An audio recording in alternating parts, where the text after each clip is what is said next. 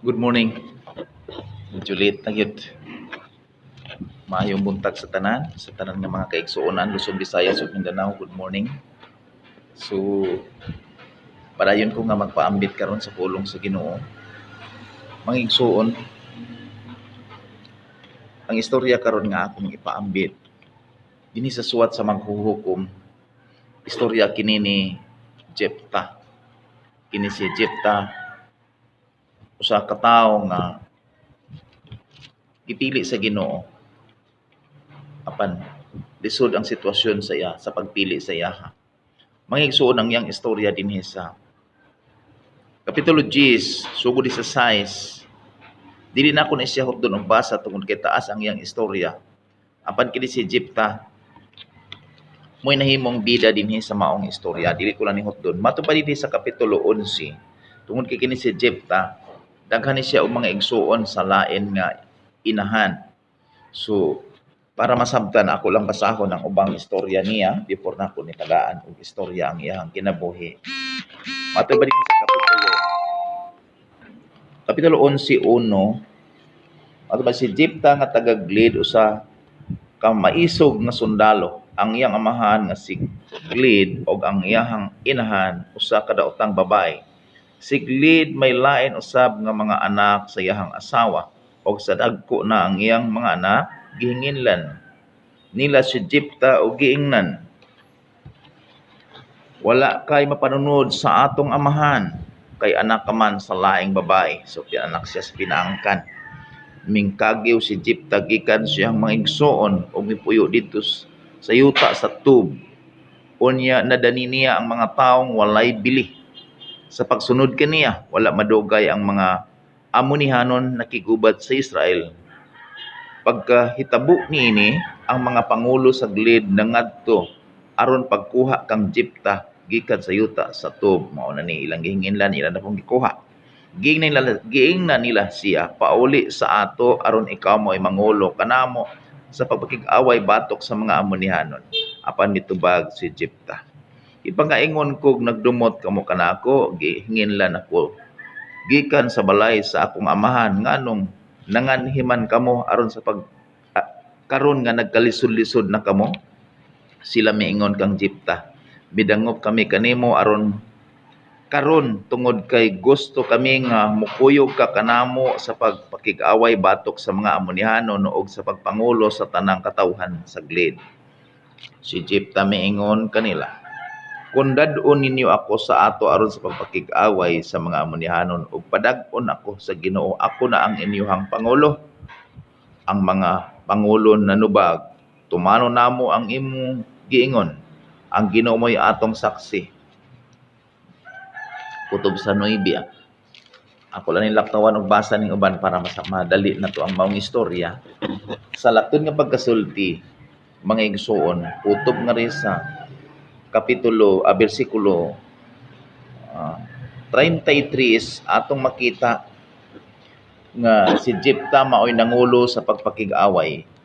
Atong makita dinhi sa versikulo 30 man si Jepta misaad sa Ginoo, kun padag-on mo ako sa mga Amonihanon, ihalad ko ingon nga sakripisyo pinaagi sa pagsunog ang unang tawo nga mugula sa akong balay aron sa pagsugat kanako inig-uli ko gikan sa gubat. Busa mitabok si Jepta sa suba aron sa pagkigubat sa mga Amonihanon ug ipadaog siya sa Ginoo.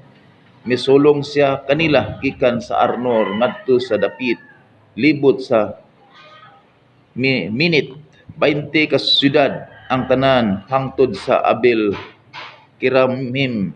Makalilisang ang pinatyanay o gibuntog sa mga Israelita ang mga Amonihanon. Mao ni mga igsuon, si Jepta usa siya ka tao nga isog ug sa kasundalo. Before ko mga igsuon ako ning i-discuss, mag-ampo ta. Lord, salamat nining takma sa kabuntagon. Salamat sa imong mga pulong. Tagay kong kaalam ni ini, giyahi ko Lord God, dihugi God, bisan ang mamati ni ini, masabtan na mo ang buot ni mong ipasabot o God sa among mga kinabuhi. Alang ni ining maong istorya, Lord. Nasayod ko nga wala man ko'y mahimo o God, kung wala ka, akong itugyan kanimo, nga ikaw magalikos sa imong kahom, Lukubi ogad bisan akong baba gamitan ining imong pulong karon kini masabtan o ma-apply namo sa matag sa namo kinabuhi.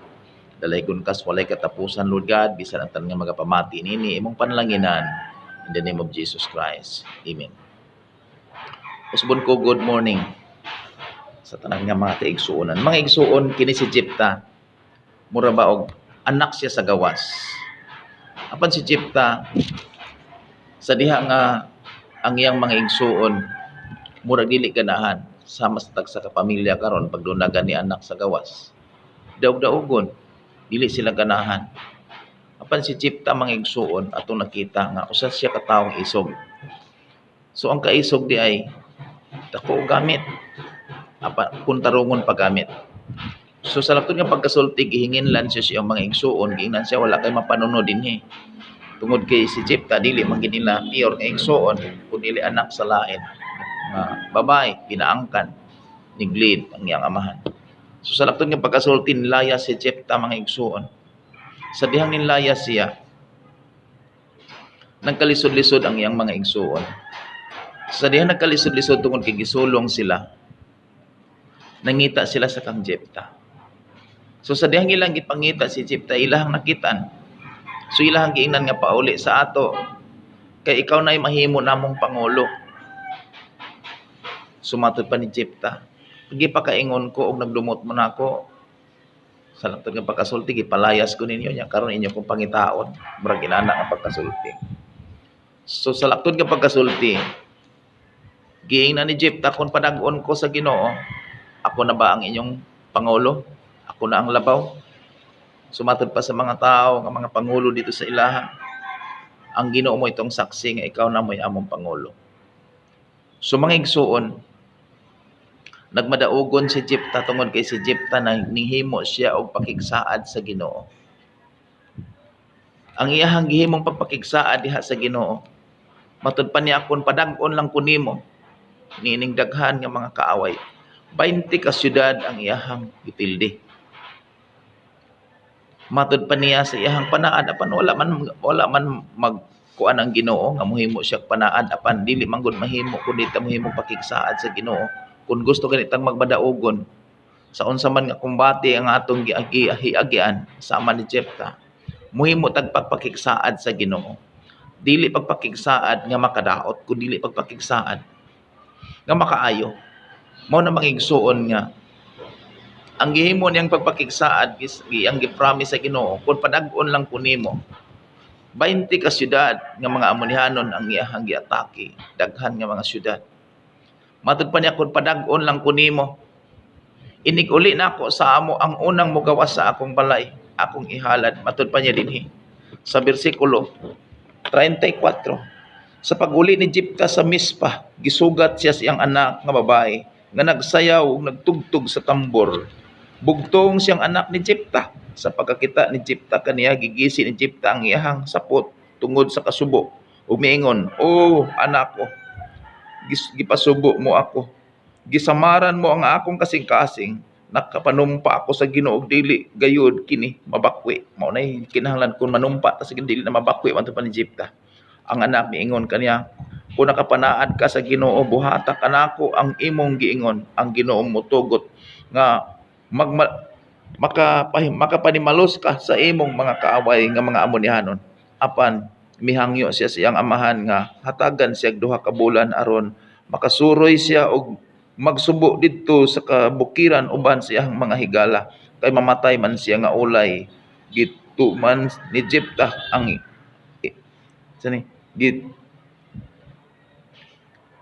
gitugutan ni Jepta ang iyang anak sa paglakaw sulod sa duha ka bulan. Siya og ang iyahang mga higala ngadto sa kabukiran ug nagsubo kay mamatay man siya nga ulay.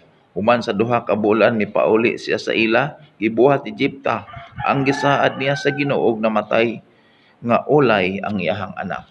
So mao ni mga igsuon nga sa diha nga si Jepta anaa pa sa kumbati, iyahang gipakita nga musukol gid siya. So ang iyahang pagsukol nihangyo siya sa Ginoo. Akon padag-on lang kunimo. Inig-uli nako sa amo ang unang tao nga mogawas sa akong balay, akong ihalad diha kanimo pinagi sa pagsunog. So mga igsuon, nagmadaogon si Jepta, apan dili nagmalipayon. Mga igsuon, ang tinuod nga kadaogan malipayon, apan siya og imong tanawon, kadaogan apan dili siya nagmalipayon. Tungod kay ang iyahang gihimo mga igsuon, nagdali-dali lang siya sa pagsaad, apan wala niya hunahunaa ang resulta. Mo na mga igsuon nga kun kita anaaman karon sa kumbati sa sitwasyon nga dili maayo, kumbati sa pinansyal, kumbati sa pisikal, emosyonal, tanan. Mga igsuon, ang Ginoo lang ang muhatag natong kadaugan sama ni Jepta. Gihatagan siya sa Ginoo sa kadaugan ug nagmalampuson siya 20 ka syudad ang iyahang gihurot og pildi. Apan mga igsuon, human sa iyahang kadaugan siya wala malipayon. Tungod kay ang iyahang panaad, wala niya gihuna-huna kung kini makaayo ba diha kaniya o dili. Mga igsuon, sama nila ni Sadrak, ni Misak ug ni Abednego mga igsuon, himo sila pagpakigsaad sa hari. Ang ilang pagpakigsaad sa hari matud pa nila dinha sa Daniel 3:19 magsugod. Luwason man kami sa Ginoo o dili, dili gid kami mosimba niya ng imong rebolto nga gibuhat. Ang pagpakigsaad nila ni Sadrak, ni Misak ug ni Abednego nga nagdala nilang kadaugan ug nagdala og kaluwasan. Apan ang pagpakigsaad mga igsuon ni Jepta diha sa Ginoo nagdala og kasakitan diha sa iyahang kasing-kasing tungod kay dili man maayo ang iyahang gisaad. Mga igsuon, sa atong sitwasyon karon, daghang mga punto nga dapat atong masabtan sa maong istorya. Mahimo man nga tan-awon ka sa mga tao dinha sa imong palibot walay bili, sama sa kinabuhi ni Jepta. Sa iyang mga igsuon daw wala siya ibili tungod kay dili siya pure nga igsuon, anak siya sa gawas, anak sa laing inahan. Ang nahitabo, nasakitan siya tungod kay gipalaya siya. So gipabiya siya diha sa ilaha. Mga igsuon, kung kita doon na may mga sitwasyon nga dili ta natagaan sa maayong pagtagad, dili maayo ang relasyon. Mga igsuon, ang istorya ni Jepta usa nga makuhaan nato og karon og sumbanan. Nga dili ta magpakawa sa paglaom, kinahanglan nga sama ta ni Jepta dunay kaisog. Kung palayason man ta sa atong nahimutangan, okay lang. Tungod kay matud pa nila, dako ang kalibutan. Dili sama sa baki nga lisud sa tabay nga matud pa niyang kalibutan gamay lang. Mga igsoon, dako ang kalibutan. Mahimo man nga giyatakan ang imong katungod, mahimo man nga gikuhaan kasi imong bahit. Sama ni Jepta, nilakaw siya. Bisan dunay kahiubos, apan iyang gibuhat, wala tay mabasa nga nagpagulbol siya. Apan niabot ang panahon nga diha nga ang mga igsuon niya nagkalisod-lisod na, gipangita na siya. Mga igsuon, ilang nakitaan si Jepta dito sa tub nga iyahang gipuy-an. So ilang gihangyo nga mobalik sa ila. Tungod kay dili nila kaya ang pagpakigubat sa mga kalaban. Si Jepta doon na siya prinsipyo nga isog siya. Sundalo siya.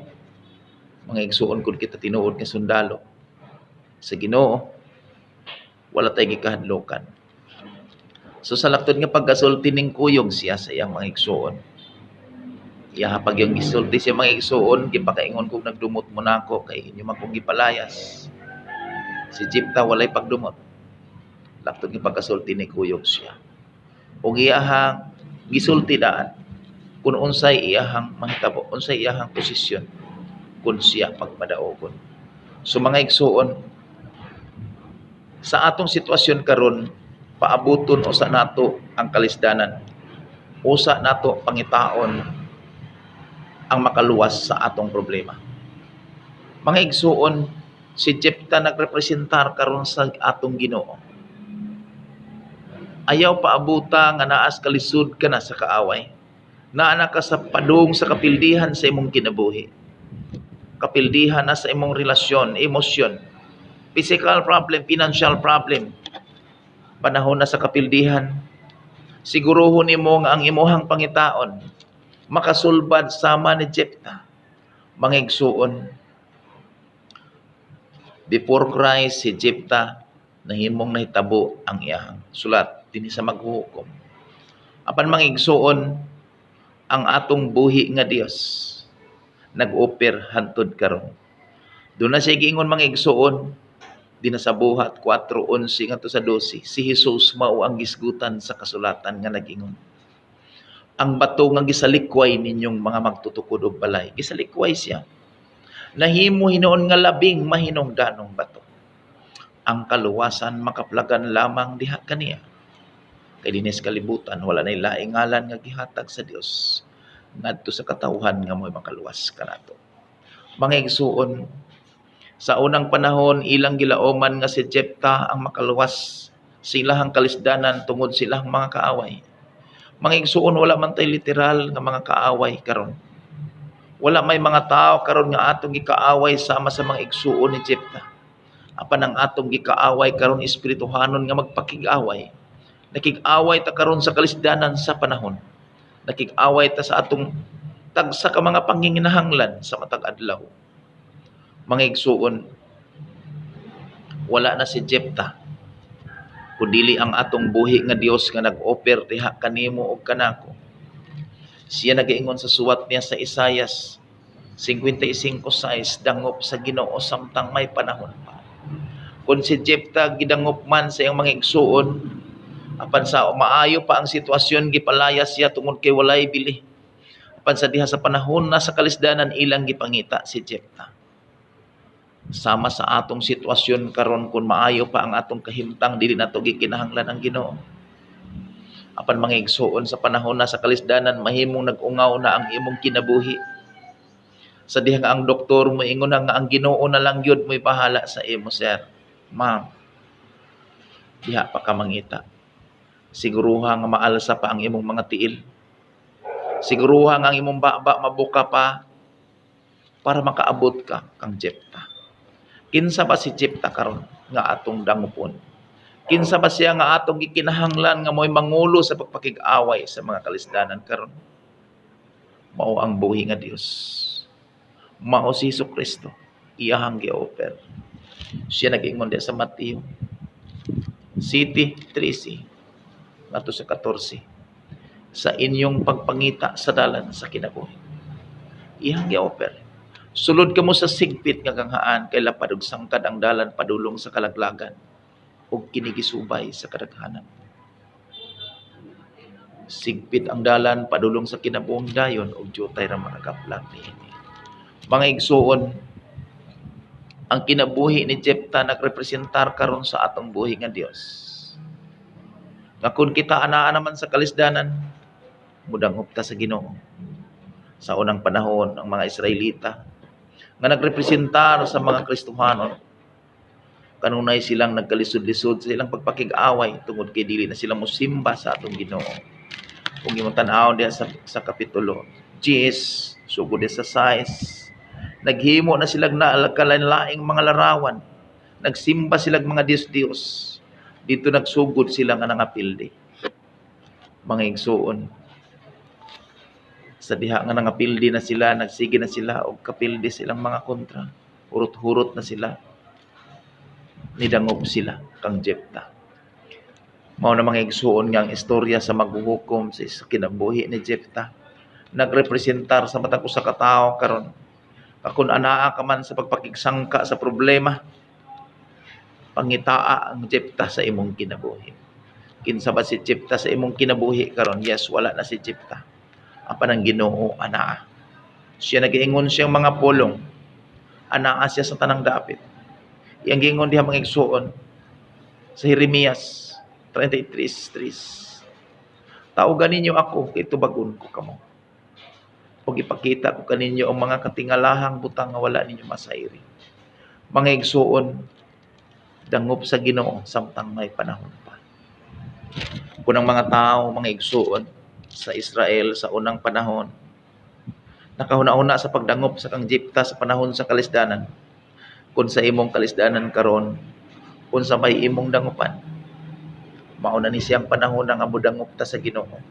Mahimong sa taas nga panahon sama sa mga tao sa Israel, nidangop sa mga nagkalain-lain nga mga Dios.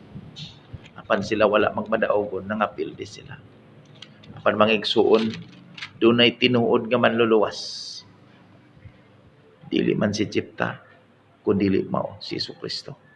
Sumunang ang iyang pulong nagpahinumdum lang diha kanimo ug kanako. Tungod kay ang kinabuhi ni Jepta nagrepresentar sa atong Ginoo karon. Kung kinsa ang atong duolon. Kung anaa man siya sa halayo, sama siyang mga igsuon, ato siyang atuon. Mga igsuon ang iyang mga pulong, yung gingon sa Mateo 7:24. Ang tanan nga nakadungog sa akong gisulti. Ang Bible mao ang iyang mga pulong. Matupay ang tanan nga nakadungog sa akong gisulti. Og nagtuman ini may sama sa usa ka taong maalamon nga nagtukod siyang balay diha sa bato. Ubundak man ang ulan o bubaha o kini dili gyud mapukat kay natukod man diha sa bato. Apan ang tanan nga nakadungog sa akong gisulti matupad niya og dili magtuman niini may sama sa kataong buang-buang nga nagtukod siyang balay diha sa balas. Sa dihang mibundak ang ulan og mi baha og ang hangin mihapak og mikusok-kusok nitong balaya natumba kini og nakunog. Mao na mga igsuon kun kita nakadungog sa pulong sa Ginoo. Dangop na ta sa Ginoo nganuman. Tungod kay siya lang ang Jepta nga makaluwas kanato karon. Mao si Jesus Christ. Sumuna mga igsuon nga ang pulong sa Ginoo nagpahinumdum lang sa matag usa. Kung anaa ka man sa sitwasyon karon nga dili na maayo, pwede man aduna kay kwarta, pwede man maayo ka og lawas. Pwede man nga maayo ang relasyon diha sa imong balay apan walay kalinaw diha sa imong kasing-kasing, dunay dakong gubot diha sa imong kasing-kasing, puno sa mga pangandoy. Igsuon walay kalinaw diha sa sulod nimo kun dili ka modangop diha sa Ginoo. Mo nang ang pulong sa Ginoo nagpahinumdum karon sa matag usa. Ang gikinahanglan atong masabtan nga pagdangop sa Ginoo dili pag-usab sa imong relihiyon, kundi usa ka paagi sa pagdaog sa pagpakigubat ni ining kinabuhi. Tungod kay kining kinabuhi ang mga igsuon iyahang gitagan-an og kamatayon. Matupad niya sa Ecclesiastes 3:2, adunay panahon sa pagkatao, panahon sa pagkamatay. Mga igsuon, ang tao inig kamatay, matupad niya sa Hebrew 9:27, ang tao mamatay sa makausa. Apan tapos sinahukman siya sa Dios. Mga igsuon, ang tao inig kamatay, ang sunod niya na mao na ang hukom sa Dios. Ang iyahang hukman ang atong gibuhat. Mao na samtang may panahon pa, atong ilingew ang atong naong ato sa Ginoo. Atong iadto sa Ginoo ang atong atensyon. Kanunay siyang nagpaabot, kanunay siya nga nagpabati. Mga igsuon iyahang giingon diha sa Job 33:19, ang tao iyang badlongon pinaagi sa sakit. Ang tanang tao karon sa tibuok kalibutan gibadlong sa Ginoo pinaagi sa sakit. Mahimo man nga moingon sila man-made ang sakit apan bisan pag unsaon sa tao paghimo, wala kini siya'y mahimo kun dili gitugot sa Ginoo. Mahimo man ang Ginoo naggamit og tao para sa mga sakit karon. Gihimong negosyo usa unsa man nga paagi. Gitugot sa Ginoo, mahimo nga magsapir ang tao. Apan mga igsuon kini usa ka pagbadlong nga ang gusto sa Ginoo nga ang tao sa dili pa mamatay mobalik diha niya. Iyang giingon sa Ezekiel 18, dili ako malipay nga ang usa ka makasasala mamatay. Palabihon ko pa hinon nga maghinulsol siya siyang mga sala. Mo na mga igsuon ang gusto sa Ginoo nga maghinulsol ang tao mobalik diha niya. Mga igsuon ang pangutana kanusa ka man mobalik diha sa Ginoo. Unya na ba og mamatay na? Wala na'y mahimo. Iyang gingon sa Ecclesiastes 9:4, ang mga buhi may paglaom pa. Ang mga patay wala na. So mintras may kinabuhi pa ta mga igsuon, dangop sa Ginoo. Unsaon man nato pagdangop sa Ginoo, pamati siyang mga pulong. Pangita og tao nga ang iyang gisulti naa sa Bible. Kay kun wala sa Bible, dili iya sa Ginoo, iya lang sa tao. Walay kaluwasan. Kadaghanan karon ang atorbang tuhuan ang isulti lang sa tao wala sa Bible. Mga igsuon dili na tinuod. Kung nagrekomendar sila ni diha og manluluwas nga wala sa Bible, dili na iya sa Ginoo, dili na tinuod nga manluluwas. Si Maria dili ra ba tinuod nga manluluwas. Si San Pedro dili manluluwas, si Santo Niño dili manluluwas. Si kinsa pa na dinhang ubang mga ngan dili na mao'y manluluwas. Ang manluluwas lang mao lang si Jesucristo. Mao na nga ang Bible mao'y basihan para ang tao makabaton og kaluwasan. Kung ikaw nag-accept na karon sa kaluwasan, siguruha ang tinuod nga kaluwasan. Ngano man ang iyaharabang giingon, ang matag usa maghinulsol. Dunay mga tao karon nag-accept og kaluwasan apan walay hinulsol. Unsa man ang paghinulsol mao pagbiya sa daotang pagkinabuhi.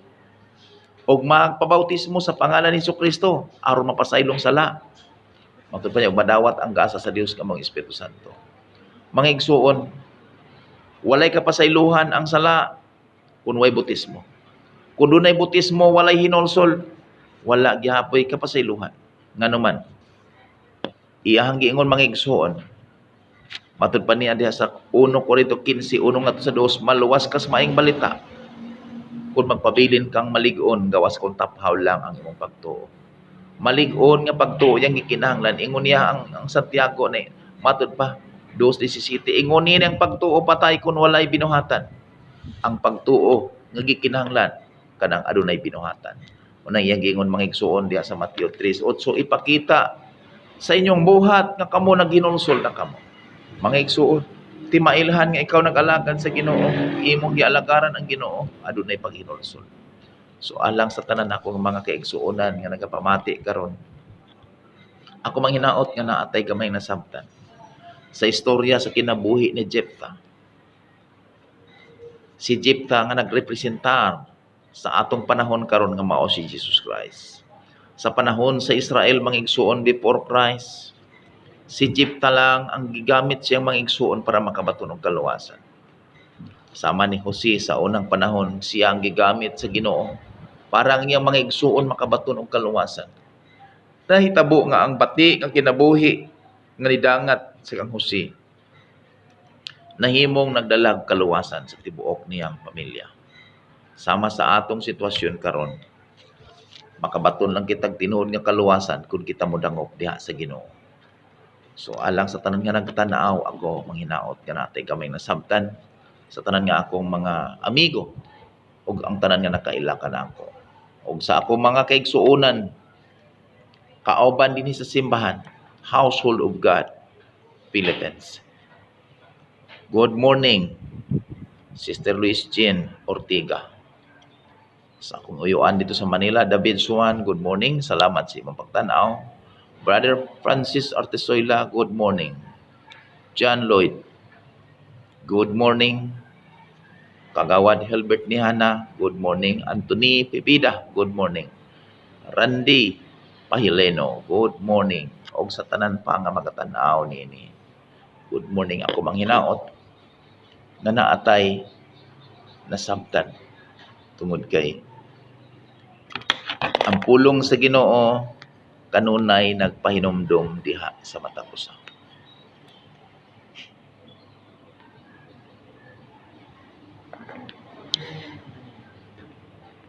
So usbon ko sa dili pa nako ni i-close uban ni ko ninyo sa pag-ampo. Thank you Lord, salamat sa imong pagkamaayo, salamat sa imong mga pulong.